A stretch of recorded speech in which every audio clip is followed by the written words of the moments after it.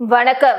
புதுச்சேரியில் பல்வேறு ஆலயங்களில் ஆருத்ராவை முன்னிட்டு நடராஜருக்கு 50க்கும் மேற்பட்ட திரவியங்கள் கொண்டு மகா அபிஷேகம் செய்யப்பட்டது. சிவபெருமானின் திருக்கோலங்களில் சிறப்பு மிக்கது நடராஜர் திருவடிவம். ஐந்தொழில்களையும் ஒருங்கே புரியும் நடராஜ பெருமானுக்கு ஆண்டில் 6 தினங்கள் மட்டுமே அபிஷேகம் நடைபெறும். அதில் மார்கழி திருவாதிரை அபிஷேகம் விசேஷமானது. இதை ஆருத்ரா அபிஷேகம் என்று சிறப்பித்து சொல்வார்கள். ஒவ்வொரு மாதமும் வரும் திருவாதிரை நட்சத்திர நாளில் சிவபெருமானை நினைத்து விரதம் இருந்து வழிபடுவது விசேஷம்.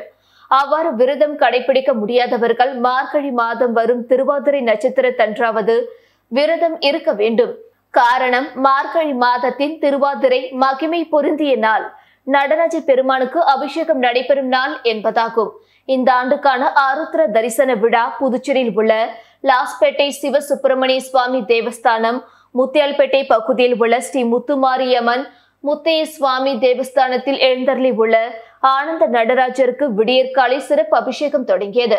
நடராஜருக்கு பால், தயிர், இளநீர், சந்தனம், திருமஞ்சனம், மஞ்சள், திருநீர், பழங்கள், மூலிகை பொருட்கள், சர்க்கரை, கல்கண்டு என 50க்கும் மேற்பட்ட மகா அபிஷேகம் நடைபெற்றது. தொடர்ந்து அலங்கரிக்கப்பட்ட நடராஜருக்கு சிறப்பு தீபார்த்தனை காட்டப்பட்டது. இதில் பக்தர்கள் பலரும் கலந்து கொண்டனர். புதுச்சேரியில் மாணவர்களுக்கு கஞ்சா விற்ற 2 வாலிபர்களை போலீசார் கைது செய்தனர்.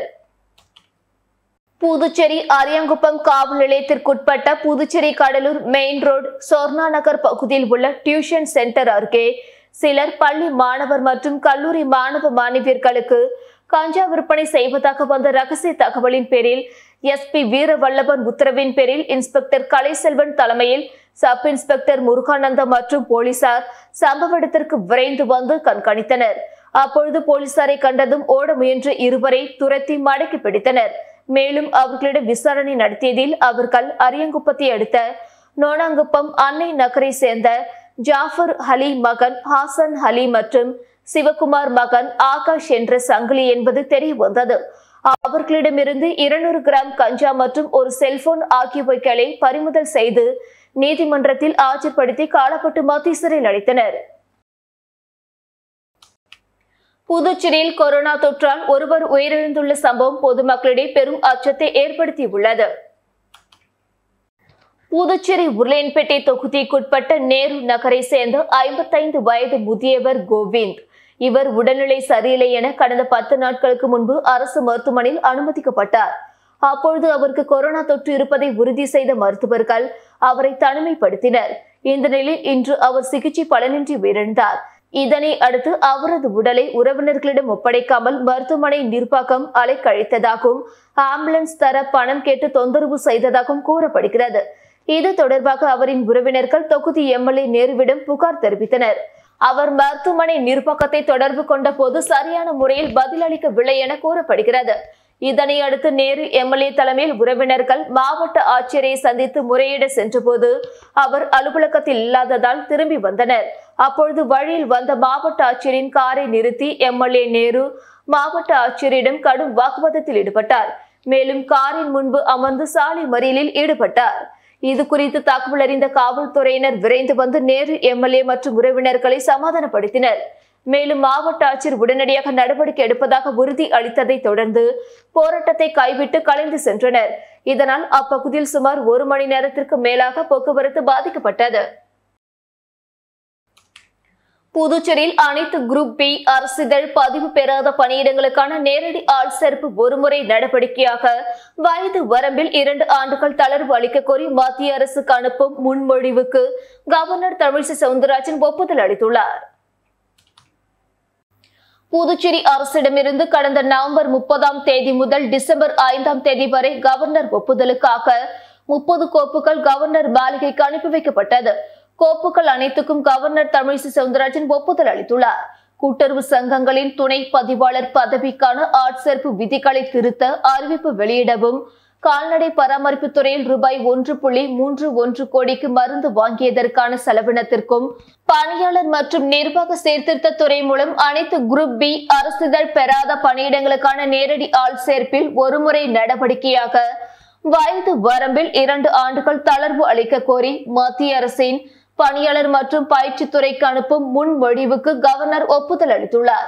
காரைக்கால் நெடுங்காடு கொம்யூன் பஞ்சாயத்துக்கு மானியமாக ரூபாய் 7.07 கோடியும், டிஆர் பட்டினம் கொம்யூன் பஞ்சாயத்துக்கு மானியமாக ரூபாய் 61.50 லட்சமும், உயர்கல்வித்துறையில் ஜூனியர் சயின்டிபிக் அசிஸ்டன்ட் பதவியை நிரப்பும் வகையில் கல்வி தகுதியில் தளர்வு கோருவது தொடர்பான முன்மொழிவை யுபிஎஸ்சிக்கு அனுப்புவதற்கும், சிவில் சர்வீஸ் விதிகளை உருவாக்கி புதுச்சேரியில் உள்ள காலி பணியிடங்களை நிரப்புவதற்கான முன்மொழிவை மத்திய பணியாளர் மற்றும் பயிற்சி துறைக்கு அனுப்புவதற்கும், வேளாண் துறையில் துணை வேளாண் இயக்குநர்களை இடமாற்றம் செய்யவும் கவர்னர் அனுமதி அளித்துள்ளார்.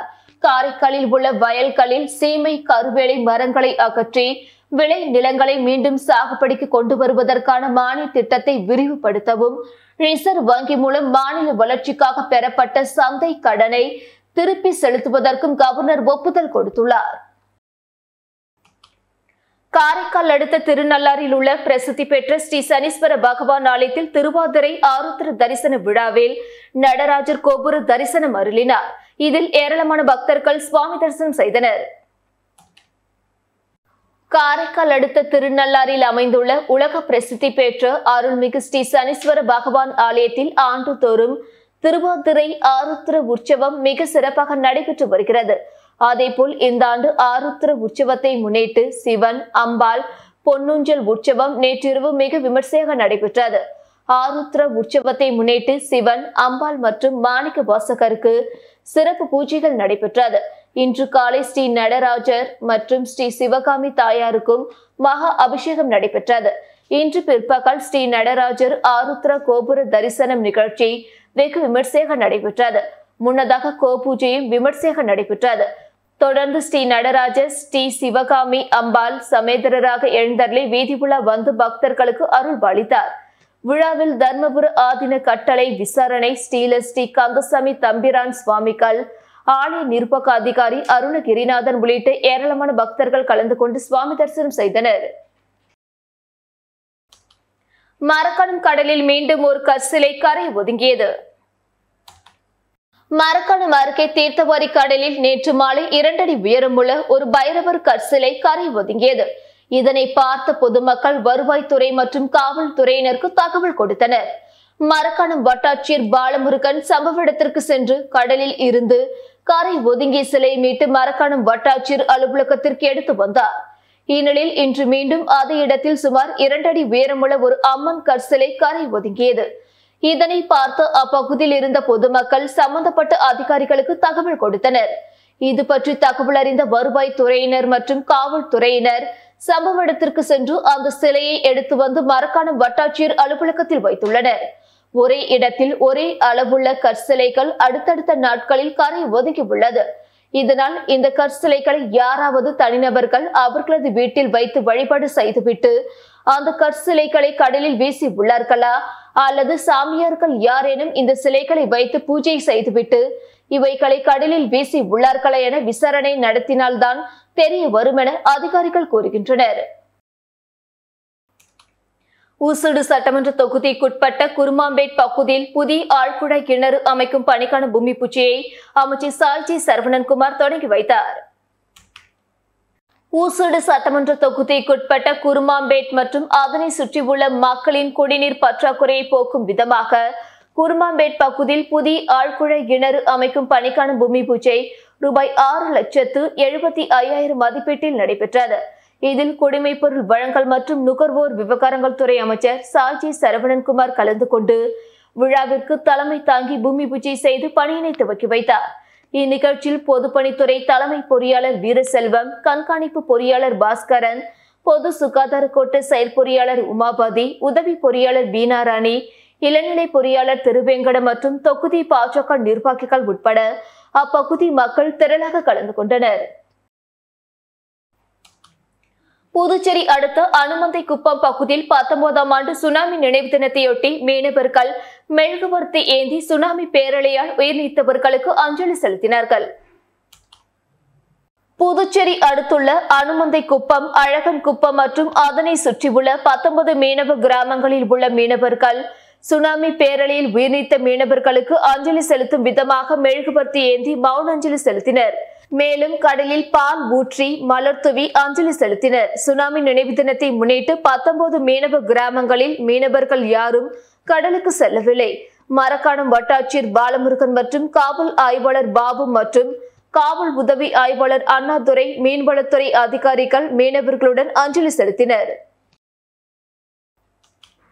இன்று முதல் ஜனவரி 10ஆம் தேதி வரை 10, 11, 12ஆம் வகுப்பு பொதுத் தேர்வுக்கு தனி தேர்வர்கள் விண்ணப்பிக்கலாம் என பள்ளி கல்வித்துறை அறிவிப்பு வெளியிட்டுள்ளது.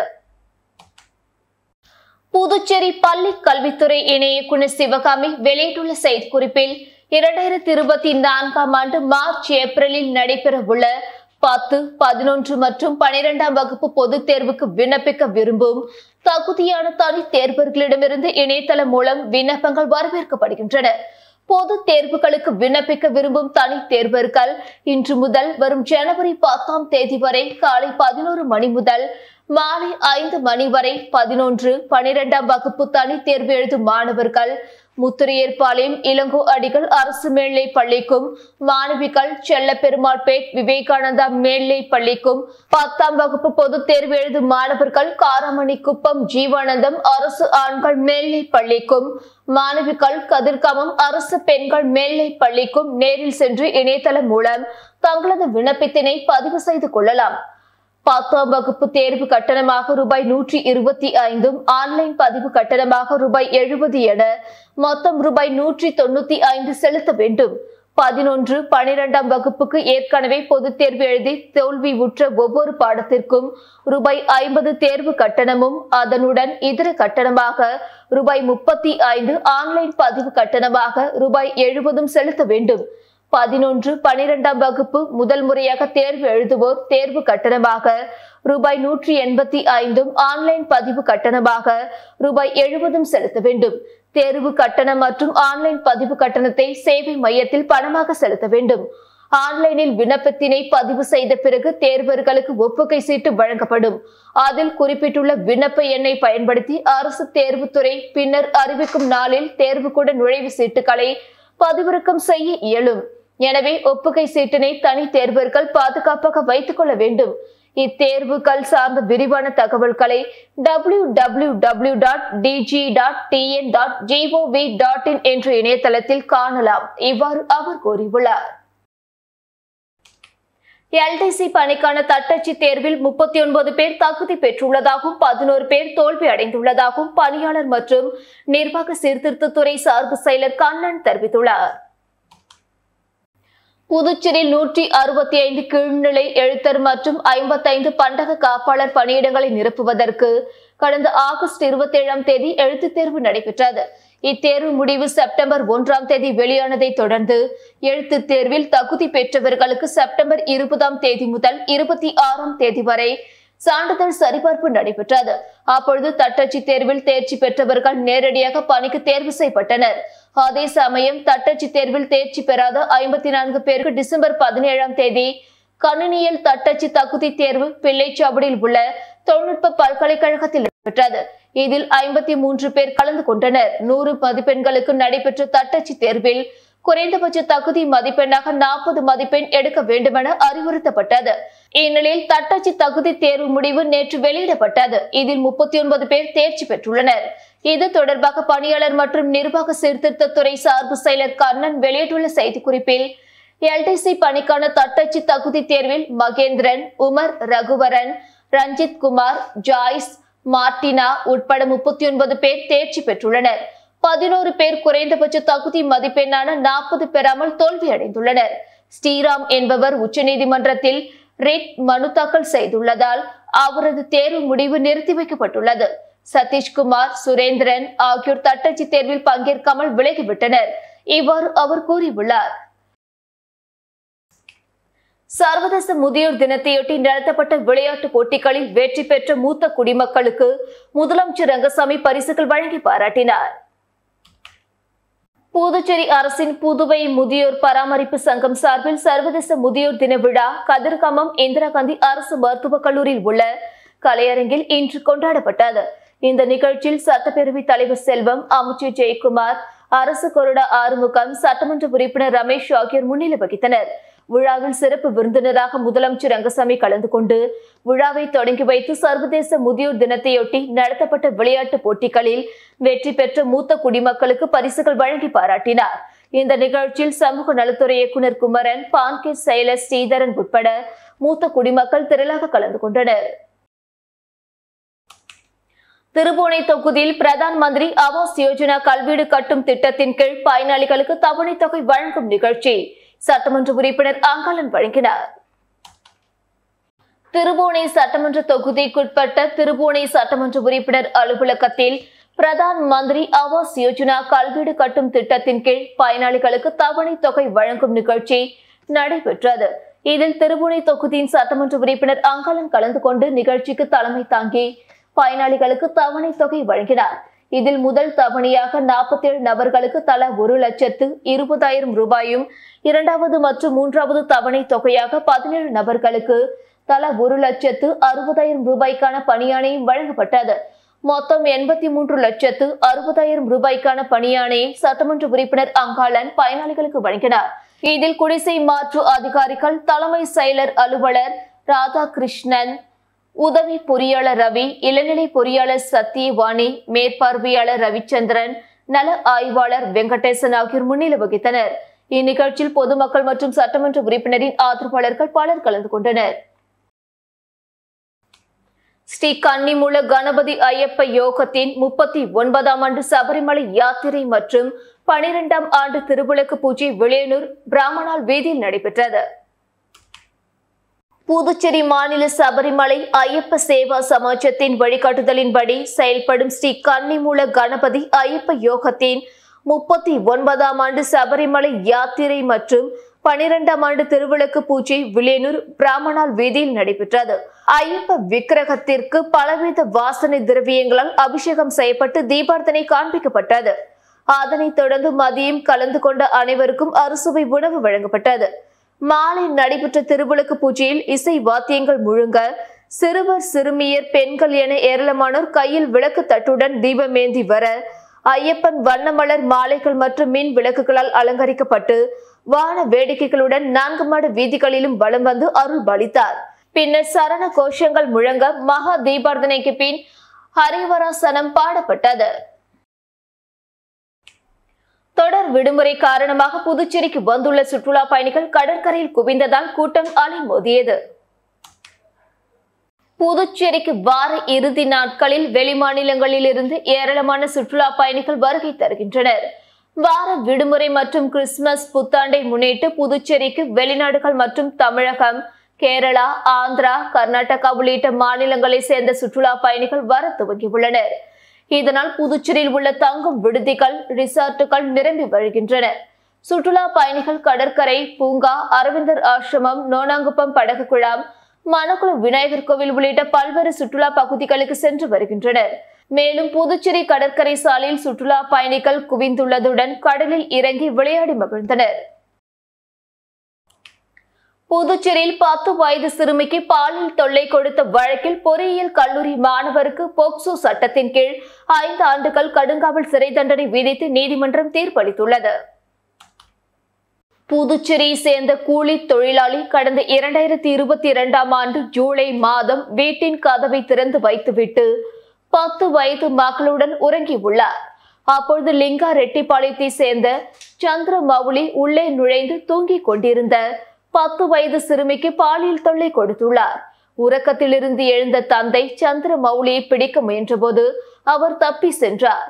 இது குறித்த புகாரின் பேரில் காட்டேரிக்குப்பம் போலீசார் வழக்கு பதிவு செய்து பொறியியல் கல்லூரி மாணவரான சந்திரமௌலியை கைது செய்தனர். அவர் மீதான வழக்கு விசாரணை புதுச்சேரியில் போக்சோ வழக்குகளை விசாரிக்கும் விரைவு நீதிமன்றத்தில் நடந்தது. விசாரணை முடிவடைந்த நிலையில் குற்றம் நிரூபணமானதால் சந்திரமௌலிக்கு போக்சோ சட்டத்தின் கீழ் 5 ஆண்டுகள் கடுங்காவல் தண்டனையும் ரூபாய் 4,000 அபராதம் விதித்தும் நீதிபதி சோபனா தேவி தீர்ப்பளித்தார். மேலும் பாதிக்கப்பட்ட சிறுமி குடும்பத்துக்கு ரூபாய் 2 லட்சம் நிவாரணம் அளிக்க அரசுக்கு நீதிபதி பரிந்துரை செய்தார். இதையடுத்து சந்திரமௌலி காலப்பட்டு சிறையில் அடைக்கப்பட்டார். இந்த வழக்கில் அரசு தரப்பில் வழக்கறிஞர் எஸ். பச்சையப்பன் ஆஜரானார். மேட்டுப்பாளையம் அருள்மிகு ஸ்ரீ களம் காத்த கருமாரியம்மன் ஆலயத்தில் ஐயப்பன் திருவிதி விழா மற்றும் திருவிளக்கு பூஜை நடைபெற்றது. புதுச்சேரி மேட்டுப்பாளையம் அருள்மிகு ஸ்ரீ களம்காத்த கருமாரியம்மன் ஆலயத்திலிருந்து சபரிவாச விரத குழு ஐயப்ப பக்தர்கள் ஏற்பாட்டில் கடந்த 10ஆம் தேதி உசுட்டேரி பகுதியில் ஐயப்பன் மற்றும் விநாயகர் சுவாமி சிலைகளுக்கு சிறப்பு பூஜைகள் நடைபெற்று கங்கா ஸ்தானம் நன்னீராட்டு விழா நடைபெற்றது. இதனைத் தொடர்ந்து நேற்று முன்தினம் மேட்டுப்பாளையம் அருள்மிகு ஸ்ரீ களம்காத்த கருமாரியம்மன் ஆலயத்தில் ஐயப்பன் திருவிதி விழா வெகு சிறப்பாக நடைபெற்றது. இதில் திரளான பக்தர்கள் கலந்து கொண்டு சுவாமி தரிசனம் செய்தனர். தொடர்ந்து நேற்றைய தினம் சபரிவாச விரத குழுவினர் சார்பாக சிறப்பு திருவிளக்கு பூஜை நடைபெற்றது. இதில் திரளான பெண்கள் கலந்து கொண்டு திருவிளக்கு பூஜையில் பங்கு பெற்று சுவாமி தரிசனம் செய்தனர். தொடர்ந்து 18ஆம் படி வழிபாடு செய்யப்பட்டு ஹரிவராசனம் பாடல் பாடப்பட்டு மகா தீபார்த்தனை காண்பிக்கப்பட்டது. விழாவில் திரளான பக்தர்கள் கலந்து கொண்டு சாமி தரிசனம் செய்தனர். வேளாண் துறைக்கு புதிய செயலரை நியமித்து பணியாளர் மற்றும் நிர்வாக சீர்திருத்தத்துறை சார்பு செயலர் கண்ணன் உத்தரவு பிறப்பித்துள்ளார். புதுச்சேரி வேளாண் துறை செயலராக பணியாற்றி வந்த IAS அதிகாரியான குமார் அந்தமான் நிக்கோபார் தீவுகளுக்கு மாற்றம் செய்யப்பட்டுள்ளார். அவர் தனது புதிய பணியை ஏற்பதற்காக புதுச்சேரி நிர்வாகத்திலிருந்து நேற்று காலை விடுவிக்கப்பட்டார். கவர்னர் உத்தரவின் பேரில் இதற்கான ஆணை தலைமை செயலர் ராஜீவ் வர்மா பிறப்பித்துள்ளார். மேலும் அரசு செயலர் குமாருக்கு பதிலாக தற்காலிகமாக வேளாண் துறை, கால்நடை பராமரிப்பு மற்றும் நலத்துறை, வனத்துறை, இந்து அறநிலைத்துறை, வக்பு வாரியம் உள்ளிட்ட துறைகளின் செயலராக IAS அதிகாரியான ஜெயந்த்குமார் நியமிக்கப்பட்டுள்ளார். இதற்கான உத்தரவை பணியாளர் மற்றும் நிர்வாக சீர்திருத்தத்துறை சார்பு செயலர் கண்ணன் பிறப்பித்துள்ளார். மரக்காணம் பகுதியில் புதிய மீன் மார்க்கெட்டை அமைக்க கோரி வட்டாட்சியரை முற்றுகையிட்டு 5 மீனவ கிராம பெண்கள் ஆர்ப்பாட்டத்தில் ஈடுபட்டனர். மரக்காணம் பேரூராட்சியில் 5 மீனவர் கிராமங்கள் உள்ளது. இப்பகுதியில் நூற்றுக்கணக்கான மீனவர்கள் தினமும் கடலுக்கு சென்று மீன்பிடித்து வருகின்றனர். இவர்கள் பிடித்து வரும் மீன்களை மீனவ பெண்கள் மரக்காணத்தில் உள்ள மீன் மார்க்கெட்டில் தான் விற்பனை செய்ய வேண்டும். ஆனால் மரக்காணத்தில் தனியாக மீன் மார்க்கெட் இல்லை. இதனால் மீன் வியாபாரிகள் இங்குள்ள பயணியர் விடுதி சாலையின் ஓரம் அமர்ந்துதான் மீன் விற்பனை செய்ய வேண்டும். இதுபோல் மீன் விற்பனை செய்யும் இடத்தில் கழிவறை உள்ளிட்ட எந்தவித அடிப்படை வசதியும் இல்லை. இதனால் மரக்காணம் பேரூராட்சியில் நவீன வசதிகளுடன் மீன் மார்க்கெட் அமைத்துக் கொடுக்க நடவடிக்கை எடுக்க வேண்டும் என மீனவர்கள் சார்பில் மரக்காணம் வட்டாட்சியரை முற்றுகையிட்டு ஆர்ப்பாட்டத்தில் ஈடுபட்டனர். இதனால் அப்பகுதியில் சிறிது நேரம் பரபரப்பாக காணப்பட்டது. மரக்காணம் அருகே ஞான கல்மேடு அருள்மிகு ஸ்ரீ சுயம்பு பூதகாளி அம்மன் திருக்கோயிலில் உலக நன்மை வேண்டி மார்கழி மாத பௌர்ணமியை முன்னிட்டு மகா ஹோமம் நடைபெற்றது. வானூர் சட்டமன்ற தொகுதிக்குட்பட்ட மரக்காணம் அருகே உள்ள ஞான கல்மேடு கிராமத்தில் அமைந்துள்ள ஸ்ரீ சுயம்பு பூதகாளி அம்மாள் திருக்கோவிலில் மார்கழி மாத பௌர்ணமி தினத்தை முன்னிட்டு உபயதாரர் விழுப்புரம் சட்டமன்ற உறுப்பினர் டாக்டர் லட்சுமணன் மகாலட்சுமி குடும்பத்தினர் ஏற்பாட்டில் உலக நன்மை வேண்டி மகா யாகசாலை ஹோமம் நடைபெற்றது. அதனைத் தொடர்ந்து அம்மனுக்கு பல்வேறு திரவியங்களால் அபிஷேகம் செய்யப்பட்டது. இதில் சுற்று வட்டாரத்தை சேர்ந்த ஏராளமான பொதுமக்கள் கலந்து கொண்டு சிறப்பித்தனர். 19ஆம் ஆண்டு சுனாமி நினைவு தினத்தை முன்னிட்டு துணை சபாநாயகர் ராஜவேலு முன்னிலையில் சுனாமியால் உயிர் இழந்தவர்களுக்கு அஞ்சலி செலுத்தப்பட்டது.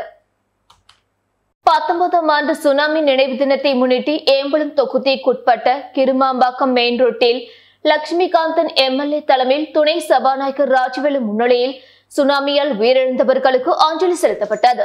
இதில் பொதுமக்களும் கலந்து கொண்டு மெழுகுவர்த்தி ஏந்தி மலர் தூவி அஞ்சலி செலுத்தினர்.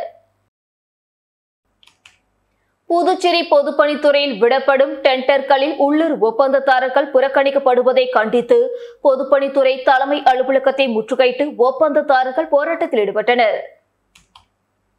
புதுச்சேரியில் பொதுப்பணித்துறையில் பதிவு பெற்று ஒப்பந்ததாரர்கள் 600க்கும் மேற்பட்டோர் உள்ளனர். இவர்கள் பொதுப்பணித்துறையால் மேற்கொள்ளப்படும் அனைத்து பணிகளையும் ஒப்பந்த அடிப்படையில் செய்து வருகின்றனர்.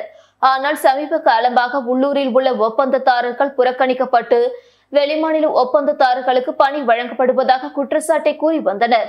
இதனால் ஒப்பந்ததாரர்களின் வாழ்வாதாரம் பாதிக்கப்படுவதாக கூறி இது சம்பந்தமாக முதலமைச்சர் மற்றும் பொதுப்பணித்துறை அமைச்சர் கவனத்திற்கு கொண்டு சென்றும் இதுவரை எந்த நடவடிக்கையும் எடுக்கப்படவில்லை.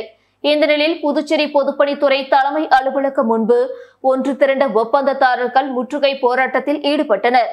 அகில இந்திய கட்டுமான மையம் தலைவர் எழிலன் தலைமையில் நடைபெற்ற போராட்டத்தில் பொதுப்பணித்துறையில் விதிமுறைகளை மீறி ஒப்பந்தம் அறிவிக்கப்படுவதால் உள்ளூர் ஒப்பந்ததாரர்கள் புறக்கணிக்கப்படுகிறார்கள். பொதுப்பணித்துறையில் ஒதுக்கப்படும் பணிகளுக்கு உள்ளூரில் உள்ள ஒப்பந்ததாரர்களுக்கு முன்னுரிமை வழங்க வேண்டும். நிலுவையில் உள்ள தொகைகளை உடனடியாக வழங்க வேண்டும். விலைவாசிக்கு தகுந்தாற்போல் ஒப்பந்த புள்ளி பட்டியலை வெளியிட வேண்டும் என்பன போன்ற கோரிக்கைகள் வலியுறுத்தப்பட்டது. காரைக்காலில் திருமணமான 1.5 ஆண்டுகளிலே இளம்பெண் தூக்கிட்டு தற்கொலை செய்து கொண்ட சம்பவம் அப்பகுதியில் பெரும் பரபரப்பை ஏற்படுத்தியுள்ளது. காரைக்கால் நகர பகுதியை சேர்ந்த அகஸ்டின் பால் என்பவருக்கும் திருநள்ளாறு அடுத்த செல்லூர் பகுதியை சேர்ந்த மேரி ஜெனிபர் ஆகியோருக்கிடையே காதல் ஏற்பட்டு இருவரும் வீட்டின் சம்மதம் இல்லாமல் திருமணம் செய்து கொண்டு கடந்த 1.5 ஆண்டுகளாக அக்கரை வட்டம் பகுதியில் வாடகைக்கு வீடு எடுத்து தனி குடித்தனம் நடத்தி வருகின்றனர். இந்நிலையில் கடந்த 24ஆம் தேதி காரைக்கால் மீன்பிடி துறைமுகத்தில் டிரைவராக வேலை செய்து வரும் அகஸ்டின் பால் தனது வேலையை முடித்துக் கொண்டு காரைக்கால் பகுதியில் உள்ள துணிக்கடை ஒன்றில் வேலை செய்யும் தனது மனைவியான மேரி ஜெனிபரை அழைத்துக் கொண்டு வீட்டிற்கு சென்றுவிட்டு கிறிஸ்துமஸ் என்பதால் தேவாலயத்தில் நடைபெற்ற பூசையிலும் கலந்து கொண்டு வீடு திரும்பி உள்ளனர். இந்நிலையில் மறுநாள் காலை மனைவி தூக்கிட்டு தற்கொலை செய்துவிட்டதாக கணவர் அகஸ்டின் பால் நிரவி காவல் நிலையத்தில் புகார் அளித்துள்ளார். புகாரை அடுத்து நிரவி காவல்துறையினர் பிரேதத்தை கைப்பற்றி பிரேத பரிசோதனைக்காக அனுப்பி வைத்தனர். இந்நிலையில் மேரி ஜெனிபரின் இறப்பில் சந்தேகம் இருப்பதாக கூறி அவரது பெற்றோர்கள் நிரவி காவல் நிலையத்தில் புகார் அளித்துள்ளனர். மேரி ஜெனிபர் இறந்த இடத்தில் கடிதம் ஒன்று கைப்பற்றப்பட்டதாகவும் அந்த கடிதத்தில் உள்ள கையெழுத்து மாறி உள்ளதாகவும் அவர்கள் புகார் தெரிவித்துள்ளனர். இதனை அடுத்து நிரவி போலீசார் இளம்பெண் இறப்புக்கு என்ன காரணம் என்பது குறித்து பல்வேறு கோணங்களில் விசாரணை மேற்கொண்டு வருகின்றனர். திருமணமாகி 1.5 ஆண்டுகளே ஆன நிலையில் பெண் இறந்துள்ளதால் தாசில்தார் விசாரணைக்கு உத்தரவிடப்பட்டுள்ளது. போதைப் பொருள் தடுப்பு படைக்கு IPS அதிகாரி நியமனம் செய்யப்பட்டுள்ளார். புதுச்சேரி நிர்வாகத்தில் பணியில் சேர்ந்துள்ள IPS அதிகாரியான லட்சுமி சௌஜன்யா சட்டம் ஒழுங்கு சீனியர் SP இடம் ரிப்போர்ட் செய்ய வேண்டும். அரசால் அவருக்கு பொறுப்பு வழங்கப்படும் வரை அவர் போதைப் பொருள் தடுப்பு படை மற்றும் மாவட்ட அளவிலான ஆலோசனை குழுவை கவனிப்பார். அவருக்கு சீனியர் SP அலுவலகத்தில் அலுவலக இடம் வழங்கப்படும். இதற்கான உத்தரவை காவல்துறை தலைமையக SP சுபம் சுந்தர் கோஷ் பிறப்பித்துள்ளார். இத்துடன் செய்திகள் நிறைவடைந்தன.